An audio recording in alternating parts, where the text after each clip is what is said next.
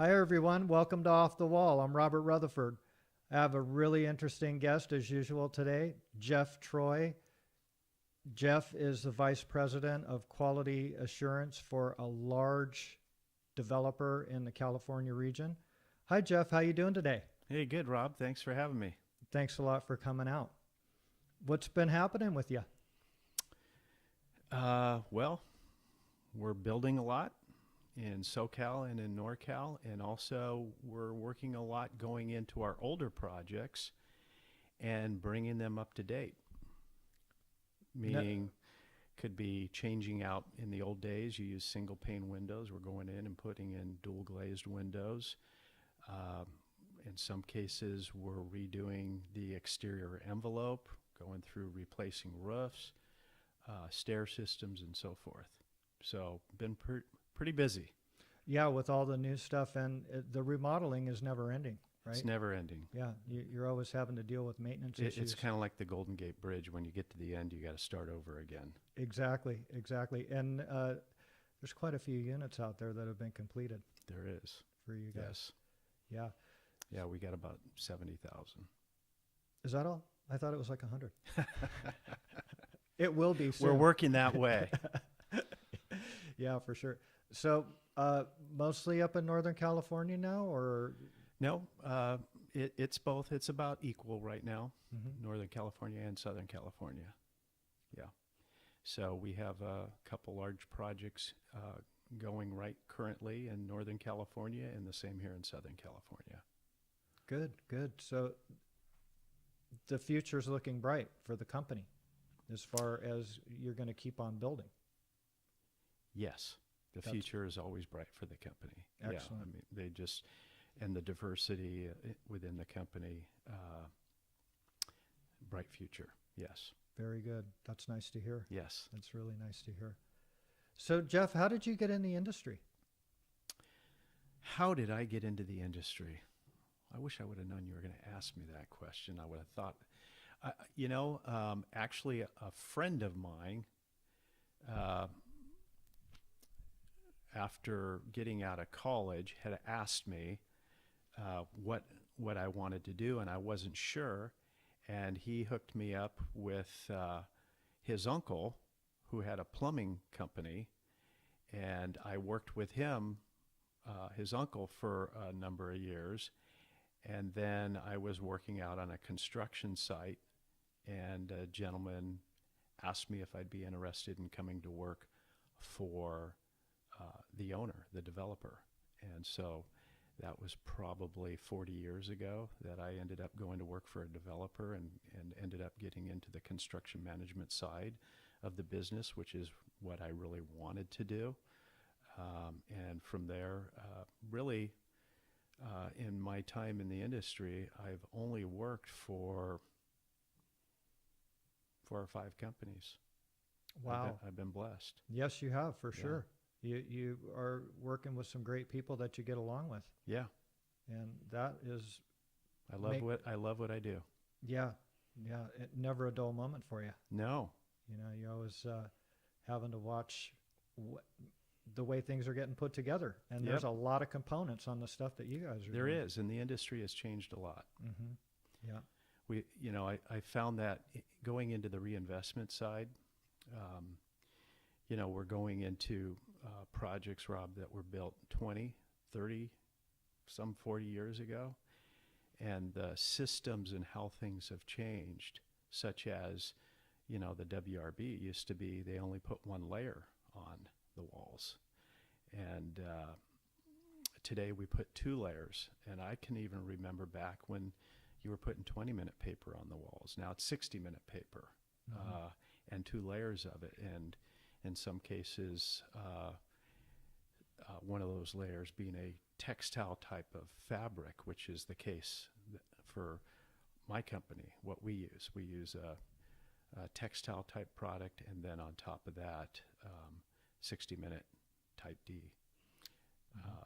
And that's not what they did in the past. So it's just amazing opening up these walls and taking a look at the membrane and how it's holding up and how far the company has come, or the industry has come, related to lessons learned and what to do, what not to do. We've come a long way. Yeah, yeah. Well, that's always in people are trying to improve those WRBs out there as well, and We are still seeing shear panel. you're seeing shear panel in stuff that really was built since the 80s. In some cases, yes. Yeah, Mm-hmm. because I know back in the 70s they would just cut in the diagonal brace, one by, Right, right, to shear it, right. and the plywood has, or OSB or whatever's being used as the shear really came in around the 80s. Mm-hmm. And one of the reasons why they had come out with the 2 layers of paper was to protect that plywood. Yep, that's right. One is sacrificial. Yep. On those areas, because in the code I believe that on glass mat sheathing they only call for 1 layer No, of paper. code's changed. It's requiring 2 layers everywhere. It's two layers now, and it's really cheap insurance for everybody to put 2 on anyways. It is. Even if Yeah. we always did when I was working in commercial, on these high-rise things, we never put 1 layer of paper. It was always 2 layers. Yeah. Even on gyp sheathing. Yeah, so everything today is 2 layers, and you're absolutely right. At one point it was 1 layer everywhere, and then as the shear panel came into the picture, we had to use 2 layers on shear panel, and on the open stud framing, 1 layer. Now code has changed, it's 2 layers everywhere. The other thing that's changed is, we didn't used to have the peel and sticks. No. So a lot of issues with pot shelves, Mm-hmm. wood stucco over pot shelves. It wouldn't hold up because the water would just go right in and get into the wood and rot the wood out. Today, there's a lot of different systems with rain screen, peel and stick, and other systems that are used to prevent those locations to where they're not an issue today like they were in days past. Yeah, well, it didn't really make a lot of sense to have plaster in a horizontal condition with just No, 1 layer of paper. it didn't, but people did it. Yeah, they did. Yeah. They did. And, well, in the 70s and stuff, too, it wasn't, pot shelves weren't real common either. That kind of True. changed out in the 80s on architecture and so forth. Right. The peel and stick came from the roofing industry, is where they originally started that, correct? Mhm. Yes. Where they were using it in areas to flash around pipes when the roofing came up to the penetrations. Yep. And then they incorporated that into the wall systems. Right. And So it used to be, nowadays you see a lot of your decorative treatments on buildings, stucco buildings. They're putting foam, high density foam, onto the brown coat like an Eifs type Mhm. system. Yep. The old days they used to use 2x4s and just wrap that 1 layer of paper over that 2x4. What would happen is it would rot out, it would crack, and ultimately you would have a leak into the building. And so that's really when we had what was called the March Miracle back in the 80s, where we had rain similar to what we've had this year. All of those areas leaked, and you drive by any buildings that were built within the last 10 years and you saw stucco being opened up all over the place, and it was because of these plantons that were built and then this WRB single layer over the top of that. I think that's where peel and sticks started getting introduced to the stucco areas of the building to protect those areas, but then they went a step further and just completely, for the most part, eliminated using 2x4s for those treatments and going to the high density foam, which has really worked very well for the industry. And so you're not exposed at all to having leaks within those areas. Mm-hmm. Yeah, yeah, as long as you don't put a hole in it, it works pretty good. Yeah. And Similar to your your product. Absolutely, yes, yes. We're trying to eliminate as many fastener penetrations as possible because we want to protect the owners of the buildings that are getting built. Yeah. And the contractors. We don't want anybody to get in lawsuits. Right. That's driving the cost of construction up to cover the attorney fees. When these things go Absolutely. sideways. Absolutely. And the owners are paying top dollar to get these projects done correctly, and they shouldn't be getting screwed at the end of the day. But the thing is if everything was going smooth, then they wouldn't have a quality control, somebody watching the quality control on the job. Oh, that's right. You can have all of the best intentions and have iron tight or ironclad specifications and so forth, and we do. But if they're not being followed and executed properly, it doesn't help you any. So that's what we do, is we make sure that the execution is being done per our standards and the standards that the architects have come out with. And it reminds me that, we're talking about WRB and the importance of the WRB being installed correctly to protect the building and your asset. But also, the first line of defense is the stucco. And so what we've learned is that it's very important that you watch the stucco operation so that you're not having cracking, because if you have cracking in your stucco, that's just a conduit right to the paper, which really, it doesn't sound right, but you don't want that paper to have a lot of water on it because it's not going to last its intended lifespan. And so what we do is we make sure that the sand meets ASTM, which is SE 70 or better. We make sure that they're moisture curing, and we make sure that they provide the drying time that's required. And we have seen great benefits as a result of that. Much less cracking, which for one's not good from an aesthetic standpoint, but it also is not good for the building because you're getting more water on the WRB than what you really want, and it shortens the lifespan of the WRB. Exactly. Do you have your crews go through and cure the scratch? Yes. You do? Yep. That isn't really common in the industry, but that's all part of the system. So Yep. The longer it takes to dry, the better it is. Yep. So you're curing the scratch and the brown for the required Yes, we do. time. And so what we say is, with the scratch, some agencies require a scratch inspection, but when they don't require a scratch inspection, as long as the scratch is rigid, we'd like the brown to go on as soon as that is rigid. That's not always the case. You can't always do that, especially if you have a very large job. So what our expectation is that they keep the scratch coat green looking as opposed to that chalky kind of grayish white look where it's completely dried out. Keep it moisture cured until they do the brown coat. And then the brown coat, we require them to keep that cured until which time they start putting on the foam that I was speaking of, the Eifs, for the different elevations that the architect has designed. Mm-hmm. Do you guys ever do like a single pass? So you're filling the whole thing up in one hit? No, we don't. Nothing will hang on it, right?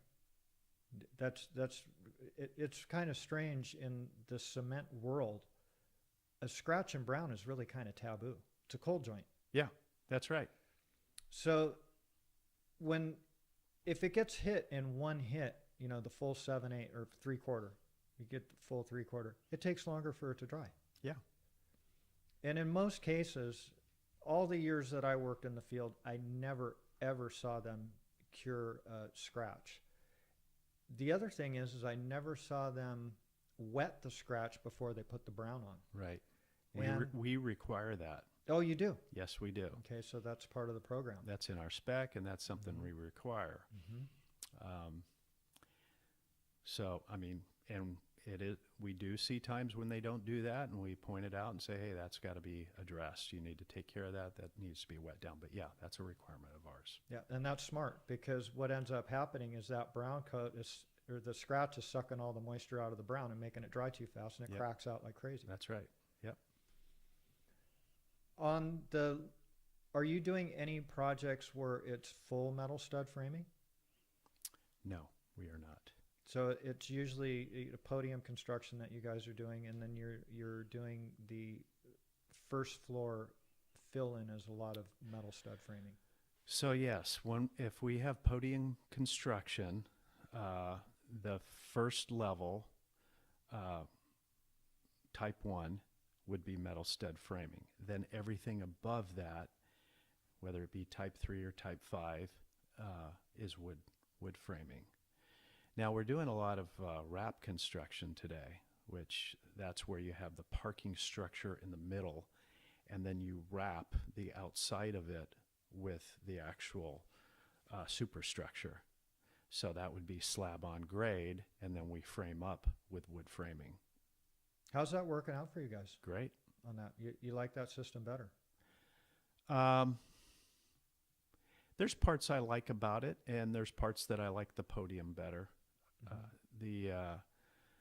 But yeah, I like both. Mm-hmm. It does. I think that I like the end result, the end look, as it relates to the whole package, the landscaping, the amenities on a podium better than on a wrap. But that's just me. Yeah. Well, the parking has taken up a shitload of square footage for your whole footprint, right? Yep. Compared to parking underneath. Yeah, and podium is is expensive because you have to haul all that dirt off. Mm-hmm. And if you get into dirt that has to be specially handled, that's even more expensive. So, and then if you get down into the water table, which is more common in Northern California, that's just another expense. So in many of our jobs today, we have been doing wrap construction, where we really don't dig down into the ground as much, very little at all. Mm-hmm. Yeah, just the required amount for the footings. Yeah. It's not like you're digging this big pit where you got 2 levels of parking, and then you got to go beyond that for all your caissons and so forth on right. on your parking. Yep. Are you handling like all aspects of quality control for the company, or is it waterproofing issues only and No, exterior? all aspects. All aspects. Yes. Holy shit, that is a lot of responsibility. Yeah. Inclusive of what we handle is document completion. So I have a manager that he takes the architectural plans and he sets them up into a program called Bluebeam, and we go through and we review the plans. And when I say we, the general contractor, some of the key trades, people within our company, construction, development, and QA, and we review the plans to making sure all the information is there to build the project, and that assists us with not having a bunch of change orders after we've gone out to bid, or delays as a result of RFIs needing to be answered. So we manage the completion of the contract documents, making sure that the specs are complete, and also are addressing all of our company's expectations, so that, again, as we go out to bid, we have everything there and try to minimize any cost escalation as a result of incomplete documents. Yeah. And God, the size of the projects that you're doing, that it's a long-term, it's a long cycle for you guys before you're digging a hole. Yeah, it's, depending on the project, some projects be a couple of years. Usually we're with the project for a year before we start in the ground. That's fast. Yeah, it's pretty fast. Yeah. Uh, and then, you know, depending on the size of the project, and as you stated, we build some pretty big projects.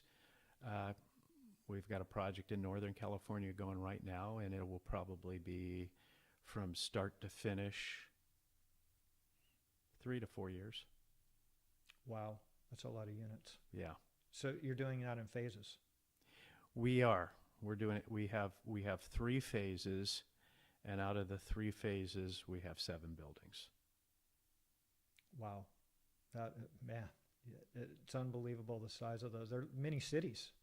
They are many cities. Yes. Is what's happening, and the amenities that you guys provide in those. It's developments. resort living. It really is. It really is. Yeah, I'm very proud, and that's one of the things I enjoy about working for this company, is that they care about building it right and not pinching pennies, but building it right from a quality standpoint, but from an amenities standpoint, and like you said, at the end of the day, it's just a beautiful project with unbelievable amenities, better than most 5-star resorts. I would agree. Yeah. Are you going to move into one? There's times where I think about it, but we're happy where we're at in our home. That's good. Good. What is the common type of lath that you're using that gets specified on the projects that you guys do? Is it woven wire on Yes. the wood frame construction? Yes. You're having the best luck with that? Yes. And I notice the jobs that you do are all hand nailed, They are all hand nailed. all old school, Yes. furring nails. No staples. Drive one, drop one, pound your finger. Yep. And you've had really good success We have. with that. We have. We also, well, one of the things with that is you don't have so many missed, when a guy's up there with a staple gun and just shooting away, a lot of them don't hit the studs, and they don't go back and fix them. No. And the other thing is that the lath is intended to be embedded within the cement stucco, and you really can't do that with staples. No. So one of the things that we do is we hire third-party waterproofing consultants, and they provide us with the design, and then they also are out on our projects making sure that the execution is being done per their design, and my team is out there supporting that effort. And so we perform a water test. We do the ASTM 1105 on the windows, but we also do a facade test. And that really does help us in seeing if we have any issues that we're building into the building that we need to address. And so even though we hand nail, we found that when we have open stud framing, we go through and we seal every single one of those nails, because when you have the open stud framing, you have the wire in the back to support that lath, and the nails don't always sit flush. And so when we were doing the water testing, we found that we were getting water in there. And sometimes you may not ever notice that when it's a complete unit, but you're getting water that's consistently getting in on that wood and that insulation that could potentially create some fungus or wood rot. And so it's proven to be very effective, us doing this and showing us areas that need to be looked at and addressed. And so one of the things that we've required now on any open stud framing is that we seal all of those areas. Do you is it just like a spot check, or is it like It's a spot check. Okay. Yeah. So it's not total elevation No. wherever they're going to start? No, clearing it's it up? usually, depending on the size of the building, we decide how many locations we're going to do that. And we try to pick areas that are different construction. This one's got some, fancy private decks or whatever, let's do that area, or whatever the elevation treatment is. We try each one to select it for it to be a different type of construction. Yeah, and it keeps everybody honest too. Yeah, it does. Right. And usually we don't tell them what area we're going to test. That's good. Yeah. That's good. It keeps them on their toes for them to do quality work for you. It does. And we actually have very good contractors. And the nice thing is we usually go back to the same pool of contractors. Excuse me. And as a result, they now know what the expectation is. Yes, the industry's constantly going back and forth, but we have training sessions. We have pre-cons before we start, explaining what the expectation is going to be to educate the team. That's another thing that surprisingly many companies out there don't do pre-cons, and we found them to be very beneficial in educating the team on what the expectation is prior to installation, so that they're not frustrated and thought that we wanted something different than what they thought. And so training and education is very important. Continual education out on the job sites. And when we have the same people or the same companies time after time, they become very familiar with our expectation. It doesn't stop us from continuing the training because, as I said, you do have people coming in and coming out, but it has proven to be very fruitful. And I think they appreciate it as well. Well, it took you a long time to find these subs that are going to work it for you. That's right. That's tough. When you get a new guy in there, it's almost like you're starting over every time. Not for you, but for him. And you're having to train this guy. That's right. So when everybody knows your protocol and what you guys expect, and you do continue to keep training them, which things are changing in the industry. So like you said, the communication is there. They know what you want. You know what they're going to do for you. Yeah, and what I like hearing is many of the practices that we have implemented to protect the asset, I'm hearing that the industry is changing to that. And that helps us, because we are also constantly asked to be mindful of costs and what it is that we're asking to be implemented. But when the whole industry changes to that, it allows us to be competitive. So it's nice to, and I love the industry. It's good to hear that the industry wants to build it right.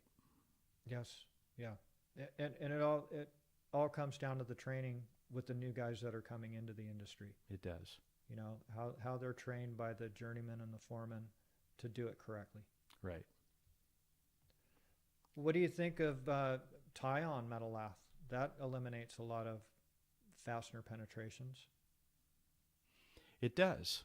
It eliminates most penetrations. We have not done a lot of it, so I don't have a lot of experience with it. I have seen it on some projects, but I have limited experience with it. Got it. How about like your control joints and stuff like that? Are you guys wire tying that to the lath? Our control joints, no, we are not wire tying. That's still being all hand nailed. It is. Yes. I see a lot of details that are kind of going in that direction where they want them to tie it on. And the other thing, what that does is I see a lot of these projects that are coming out of the ground now that have peel and stick behind all the control joints to seal up the holes. Yep. And we do that. And the money-saving thing would be to eliminate that peel and stick and tie the control joints on. And it's a flexible connection, and you're not penetrating the paper or the membranes behind it. Right. So that is another angle that people are looking at now. One of the challenges that we've been dealing with is a new code came out, and not all agencies are requiring this, but where they're expecting that all the appurtenances are installed prior to putting the paper on the building. And so that would require you to put the control joints on before you start your papering. That's not good. No, it's not good. Mm-mm. That sounds like a disaster. So what we typically do is we try to go to the cities, and what we do is we have some of our manufacturing companies go with us and get them to waive that requirement. And in most cases, we've been pretty successful with that. Mm-hmm. Yeah, well, because you want to guarantee your building. You don't want any leaks. Right. Because at the end of the day, the agency isn't going to be paying or being involved with any kind of No. water intrusion issues. We are. Exactly. Have you had to conform to any of the Title 24 requirements as far as the continuous insulation on any of your recent projects, your new projects? No, Not yet. not yet. That's just a matter of time. Just a matter of time, yeah. And Things are increasing. Things are getting more stringent. Cool roofs and what we have to do with our windows. But we have not gotten to the point where we're having to do continuous insulation. So the types of buildings that you guys are doing, super high quality stuff. You guys are taking a lot of pride in the way that it gets built to protect the asset. Yes. Would you, when you are required to go with continuous insulation, would you go with one coat or would you go with 7/8 over continuous insulation? Or is that a matter of your engineering and so forth? So it would be a matter of our engineering, but my preference would be to go with one coat. Mm-hmm. Yeah, it's really, there's a lot of huge builders that have moved into it before they have to, but because you know what, we actually use one coat. In some locations, in our elevated corridors, catwalk areas, on the lids, when we do 3-coat and you have your rib lath, it always cracks. So a number of years ago, we changed that and we go with dens and we do a 1-coat acrylic type finish, and we've eliminated all of our cracks. Yeah, direct applied. Yeah. Yeah, that's a nice system. It is. That really is. And acrylic finishes are really awesome. They're you don't see the staging lines, when they're coming down the walls. Right. Where one guy was scrubbing in one direction and the other guy was in the other, and you can see every level of the scaffold on the side of the building. Right. Plus, you have some waterproofing benefits, with the polymers that they're putting in those materials. So one coat would be your preference, and I'm sure that you've done some investigation on the way that all gets put together. Yeah. It's the thing is, though, is California is really strange because we have 16 different climate zones here, and every region has this, there's little pockets of areas. Like one of the first jobs that we did with diamond fir, it was in Glendale, and they required 3-inch thick polyiso insulation. And that's kind of like in a super cold climate, but Glendale, California is really mild. And that's what they had in their building code, and that's what they required on the job. So was that a residential building? No, that was a commercial. Okay. Actually, I think you may have come out and seen that job. It was a Nordstrom building over there at Brand. And that's what was in the code is 3-inch rigid polyiso. In some of the areas where you guys are doing your work, some places they may say 1-inch, but some places they may say 2-inch. Have you seen that on any of the upcoming projects? No. Nothing like that? Nope. You ever use any stainless steel materials for your trims or Yes. flashings? Yes. We require stainless steel on our projects up in Northern California. because of its exposure to the salt. Mm-hmm. We also require any of our projects in Southern California that are close to the ocean, same requirements. So yes, we require stainless steel in those conditions, but also in conditions that are, if the soil has sulfates, Mm-hmm.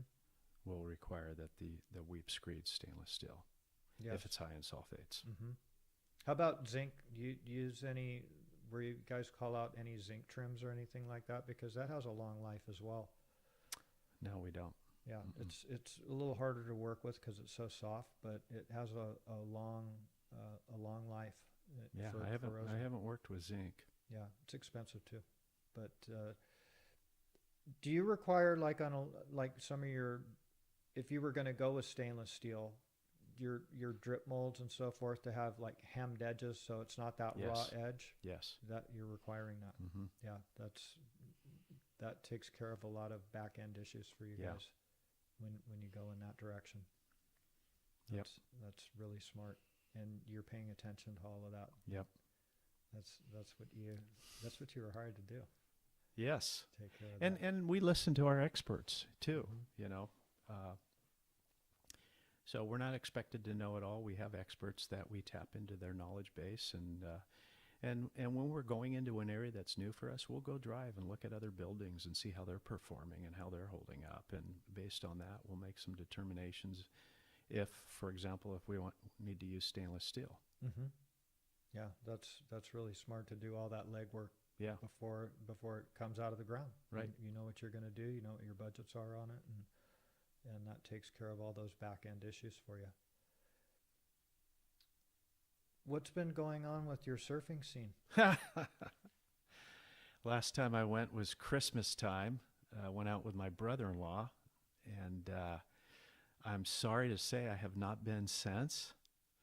I love paddling out and surfing, especially with my son, who gets to go a lot more often than I do. He likes to go down to Trestles quite a bit, and I like going to Trestles.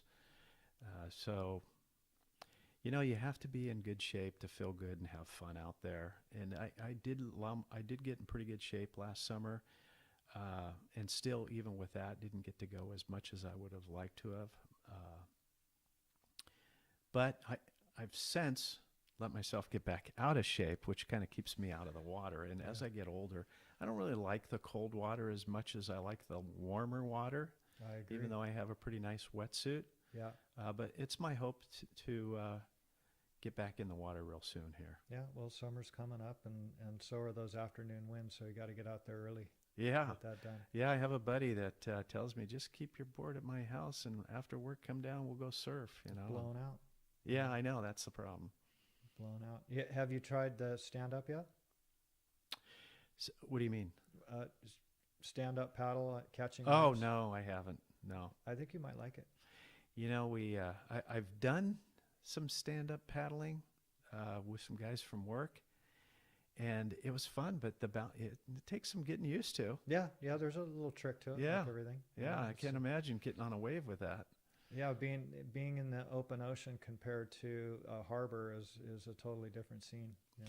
I've surfed with guys that are doing the stand-up, and I always hate those guys because they can, you know, when you're trying to paddle into a wave and then you're going to get up, they're already up, and they keep paddling until they're sure they're in the wave. They always get that wave before Yeah. you get it. Yeah, it's like 20 waves to 5. Yeah. But the whole thing is you're out there to surf, right? Are you still doing the stand-up surfing? Oh, yeah. Yeah? That's all I've You been getting doing. pretty good at it? I'm coming along. I'm learning a little more every time I go out. Where do you usually go? I'm going up by Seal Beach in that area. I'm gonna run down to Old Man's this year Oh, and get in there. I've never been down there, and I hear it's really good, but it gets really crowded too. it does. You know, Yeah. so I think I'm gonna, if I venture down there, I'm going to do it during the week. Awesome. You know, that way I can not have the crowds down there. Yeah. Because I don't want to hurt anybody with the board either. Those things are like floating frickin' boats. you Yeah. know. Yeah, they're and, big. It's hit me a few times and rocked my world. Mm-hmm. But again, every time I go out, I learn a little more. Yeah, when they hit, they hurt. They do. I mean, I've had my ribs broken a few times. So Yeah. I've broken a couple of toes and fractured a couple ribs and been stung by stingrays about 6 times. Have you been hit by a stingray before? you know what? Oh, good for you. Yeah. Hey, just don't put your feet down. Never jellyfish either.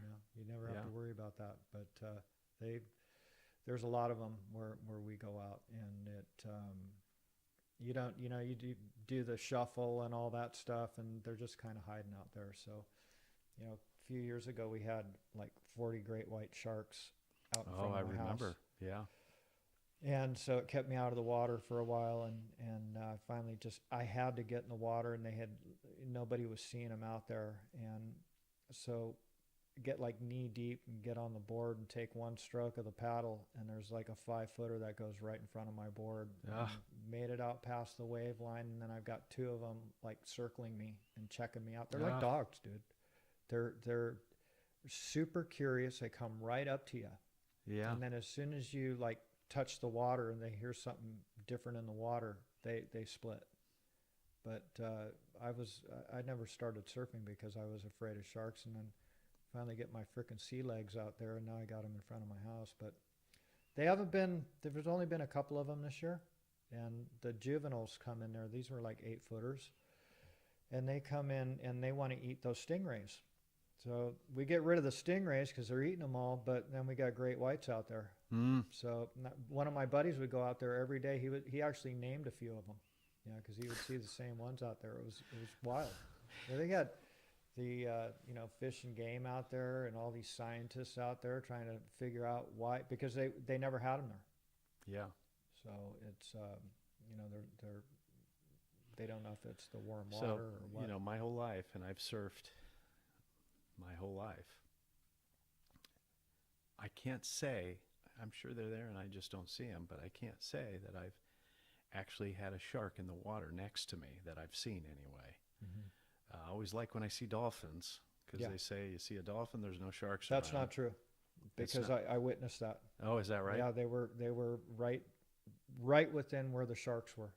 I've actually seen a shark in a wave and a dolphin right after the shark. Oh my gosh. So they're doing their thing, but I think it's a little bit different when they're juveniles, because juveniles they're not eating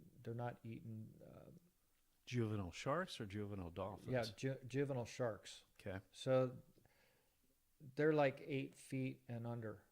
Once they start getting into like the 9-foot range, they start eating seals.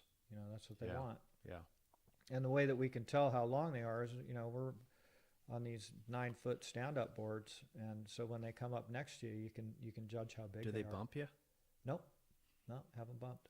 No, not at all. But it's pretty freaking eerie. I didn't catch any waves that day. I caught one wave, my last one that I went in. You probably didn't fall off either. I didn't want to. Yeah. I didn't want any part of it, because it's pretty intimidating. It's actually intimidating when dolphins come up close to you too, because they're freaking big. Right.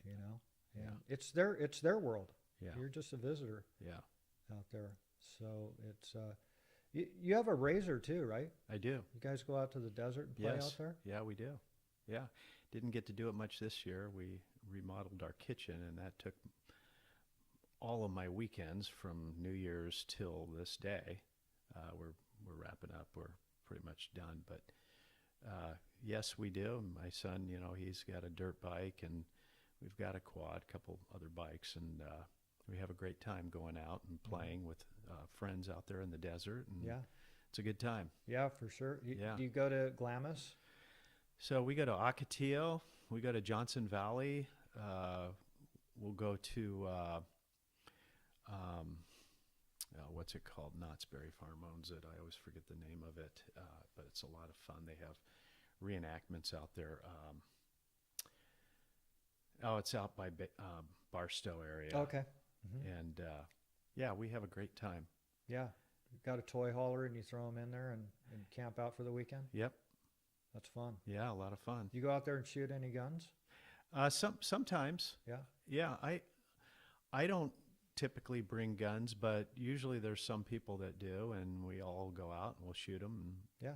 yeah, That's fun. it's a lot of fun. Yeah. And there's a lot of mines out there too. There is. I don't know of any mines out in Ocotillo, but out in the Barstow area, there's a lot of mines, and you have to be careful. Yeah, you can end up in one Yeah, that Yep. they're not marked. You know, That's right. It's weird because they took the frickin' dirt away. Calico is what I was trying Calico. to think of. Yep. Yeah. Yeah. There's a lot of great areas out there to There go out is. there and do that. You've been doing it for a while. I have. It's a lot of fun. Yeah. That's In New Year's, everybody brings their Christmas tree out and mhm. throws that on the fire. Oh, they burn good too. Oh, yeah, huh? they burn real good. Yeah. So, Yeah. That's a good time. do you ever get out in the dirt at all? I did years ago. Mhm. That's all I wanted to do was ride motorcycles, and that's all I thought about and what I wanted to do. But I just got sick of breaking shit. You know, my bike would break all the time. It's like they were designed to. Back in the 70s and 80s, it seems like they could take a little more abuse. Yeah. But you know, if the shifter's broken and you're 15 miles from your truck and that kind of stuff, I just Yeah. got a little burned out on wrenching on that stuff and it breaking. It was like it was designed to break. It wasn't that I was necessarily abusing it. It was just they make it to break and sell you some more stuff. Yeah. But a couple of my buddies have razors and they have a frickin' blast on Oh, those yeah. things. They're Yeah. pretty, those razors, they can take quite a bit of abuse. Mhm. And my son, he likes working and fixing things. He's pretty good on his bike if something breaks. We bring different parts, and we have friends that are very good mechanic-wise. For me, it wasn't the bike breaking, it was my body. So I got Yeah. off the two wheels because I tend to be, I guess, a little accident prone. And so I got on the four wheels, and my wife loves it as well. It's a great time. Yeah, a lot of fun. that is. You have a And it's good four-seater? family. Yeah, Four-seater? four-seater. Yeah. Uh-huh. Yeah. Yeah, 1,000. my buddy says his does like 70. Yeah. Thing hauls ass. Oh, yeah. And it's funny, going through the whoops, the faster you go, the smoother it is. The slower you go through those whoops, it just, throws you all over That's the what place. I used to tell my wife when we'd be offshore speedboating. Yeah. She'd be like, "Slow down." I go, I'm telling you, it's frickin' calmer when I haul ass. you Yeah. know? Did you Yeah. used to do a lot of that? Oh yeah, yeah. We had a 35-foot fountain.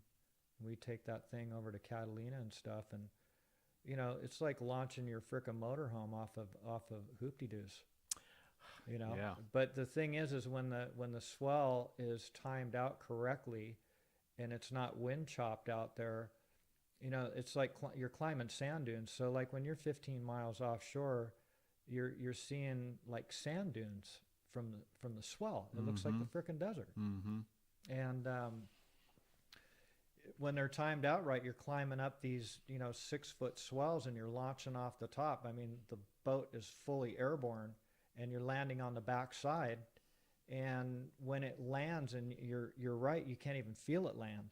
It's white knuckle fever. It's so fun. Yeah. It's so fun. So, my younger years, we spent a lot of time at Havasu. Mm. And so I can kind of relate to that, because Havasu could get pretty busy and choppy out there, and especially like in a flat bottom. Oh yeah. You can feel that. And same thing. Faster you go, the better it feels. Exactly. So, Especially for the driver. yeah. Yeah. Especially the driver. Yeah.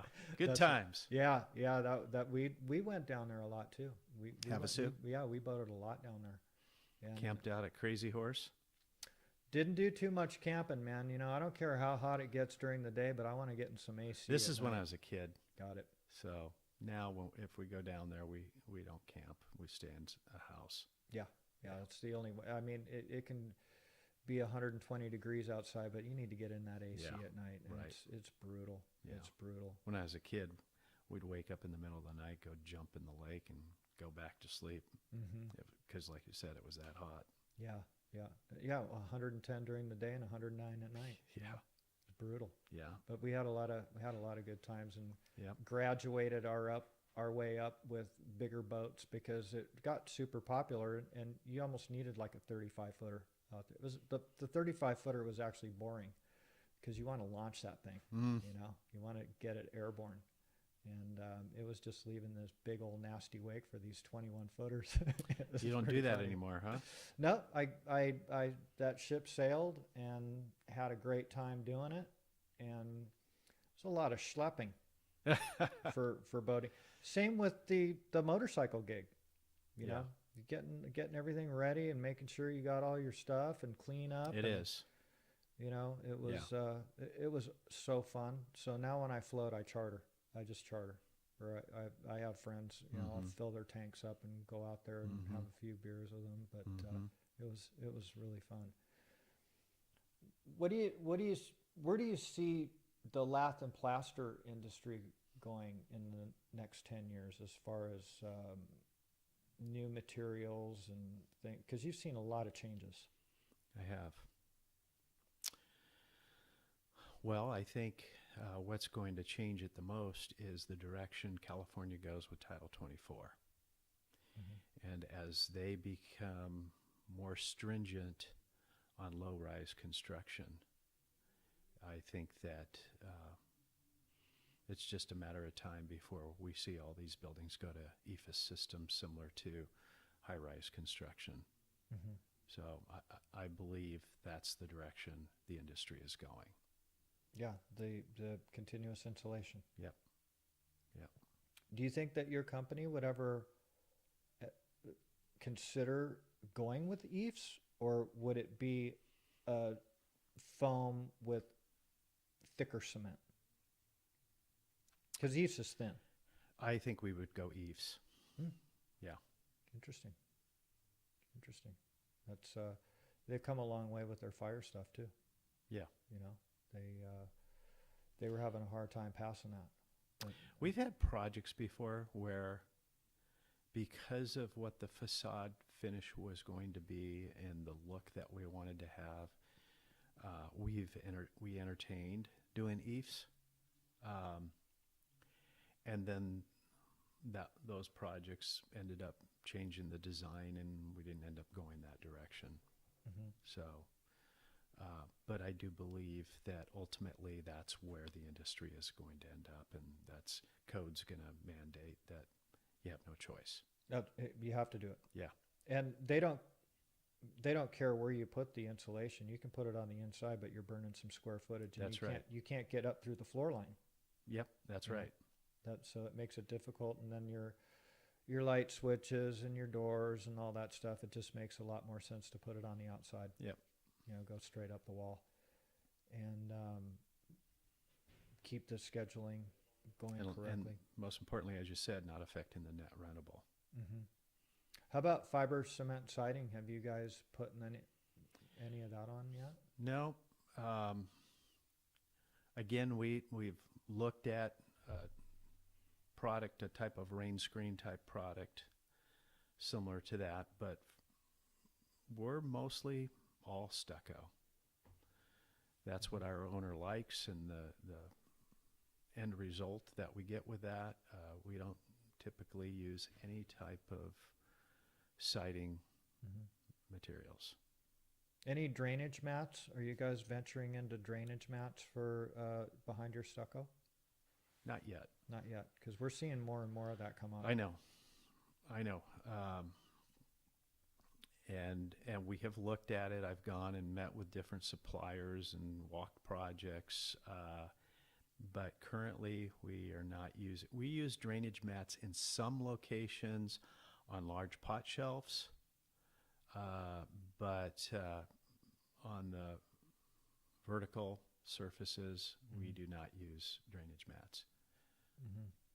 What do you think of those? I like them. I think they're good. And, you know, we may end up using those down the road, but currently we're not. But you're aware of them. And, I am. And you've investigated it. Yep. For longevity of your assets. Yes. Keep everything dried out. If water does get in, right, it comes out the bottom. Right. Doesn't dam everything up. The membrane that we use now is a kind of a drainable, but not like a rain screen type drainable. Yeah. And you've investigated enough where you would probably end up using pretty close to the same thickness every time that you did. Because one of our last discussions that we had on the podcast was, they're all different thicknesses. Everybody's jockeying for position. One guy's 3/32, one guy's a 1/4 inch. And what it does is it just starts messing with the ground depths, which, we love making custom trim in here. Yeah, it does. And also your windows. Yes. So, and yes, I've looked at that. And that is one of the deterrents today. But it is a good product, and it allows it keeps that wall vented and dry. So yeah, the window guys don't seem to be adapting to this continuous insulation yet either. Are most of them just making their stuff standard 7/8? Yes. And man, they're super stubborn. Even like on their nail fins and stuff like that, you would think that they would increase that to like 2 inches. They have to have the marketplace to do so, because many of the places that are doing the continuous insulation are using storefront type windows. So, we had a window manufacturer a few years back that is a quality window company that we wanted to use, but they didn't have a Stucco stop on their extruded window. And so we couldn't use them. And as the demand increased, it made sense for them to add that to their extrusion and or their extruded flange, and so now we're able to use that company. So I think it's the same. I think as the demand increases, the window companies will come along, and obviously they'll have to adjust to that. Yeah, well, it's going to be very tough for them to do that because there's so many different thicknesses of insulation. Like on the products that we make, we figured we had it all covered with 1 inch, 1.5 inches, 2 inch, and 3 inch thick. Well, one of the jobs we got was 2.5 inches. So it's like, okay, well, what's it going to be? So now you have the insulation, you have the drainage mat, starts bumping everything out. So it's really super difficult to accommodate all of that. And we're quick on our feet in here. So how did they do windows on that project? That was all storefront. Yeah. Commercial, doing schools and hospitals and medical centers and stuff like that. So nail fin windows are really common in residential type construction. They do use them every once in a while in commercial, but a lot of times when they do it that way, they're not vinyl. They're extruded aluminum. So they're just a different look that everybody's going for. But the residential market is, I would say, 99% vinyl. Yeah, because when you go to extruded aluminum, you need to have a thermal break. Yep, exactly. So. And they're getting really strict on that. And they even have that for the storefront stuff where they're putting that thermal break in there. Yeah. And to try and keep that energy from going back inside. Yep. Jeff, you've had a really interesting story to tell here, and you're a super smart guy, and seen so many different products out there that people are trying to push on you guys on a daily basis, the next best thing.